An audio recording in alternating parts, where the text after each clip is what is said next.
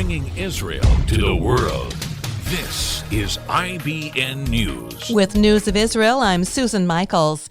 U.S. Secretary of State Mike Pompeo over the weekend defended his tour of Gulf Arab states and efforts by the Trump administration to squeeze Iran, even as a new U.S. administration prepares to enter the White House in January.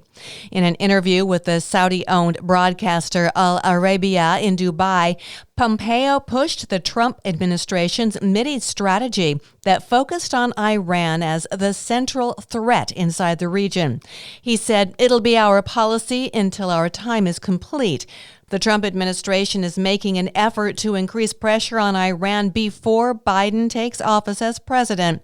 The presumptive president-elect has said he wants to return to rapprochement with Iran. IDF fighter jets hit Hamas targets in Gaza overnight Saturday after terrorists fired a rocket from the Strip, causing damage to a structure in the Ashkelon area in Israel.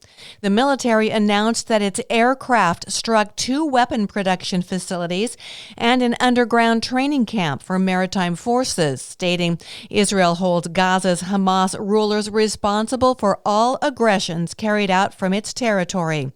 Saturday's rocket fire came after the Palestinian Authority announced it has renewed security and civil cooperation with Israel. The Homefront Command's Elan Task Force, a part of the IDF, has been monitoring social media posts as a part of its COVID-19 contact tracing efforts and passing that information on to the Israel police to be used for enforcing restriction guidelines. But the IDF says that activity, which has angered many citizens, will end. According to Brigadier General Hadai Zilberman, head of the IDF spokesperson's unit, after an examination that was conducted over the last few days, an instruction was given to stop this activity, and this was implemented immediately. And as coronavirus infections in the Gaza Strip rise sharply, public health advisors there say the Palestinian enclave's inadequate medical system could be overwhelmed by next week. I'm Susan Michaels. IBN, Israel Broadcast Network.